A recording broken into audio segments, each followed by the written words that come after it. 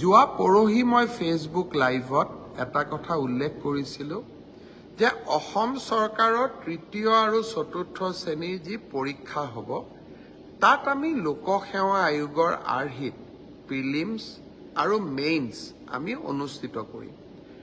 দুই এজন ব্যক্তিয়ে মোক জনাইছে যে পৰীক্ষাত নতুন নিয়ম এই বছৰ কৰিব নালাগে, কাৰণ আৰু যিহেতু 2 মাহ আছে, গতিকে আমি পুৰণা বা আগৰবাৰৰ দৰে পৰীক্ষা পতাটো উচিত হ'ব।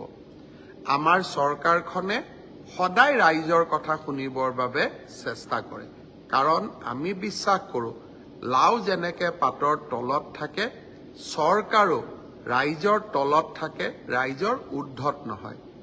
যিসকলে মোক এই পৰামৰ্শটো দিছিল, দুই এজনে অলপ গালিগালাজো কৰিছে আৰু কিছুমানে ভালকৈ পৰামৰ্শটো দিছে।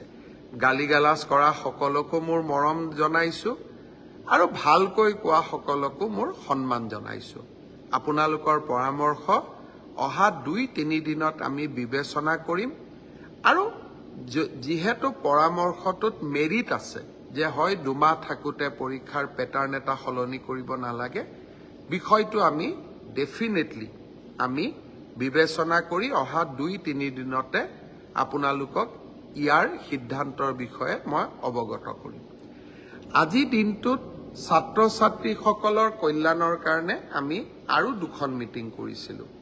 আমি প্ৰত্যেক বছৰে আনন্দৰাম বৰুৱা বঁটা দিওঁ উচ্চ মাধ্যমিক পৰীক্ষাত ভাল ৰিজাল্ট কৰা ষ্টুডেণ্টসকলক, আৰু হায়াৰ ছেকেণ্ডাৰী ছোৱালীসকলক ফাৰ্ষ্ট ডিভিজন পালে আৰু ষ্টাৰ পালে ল'ৰাসকলক আমি স্কুটি দিওঁ।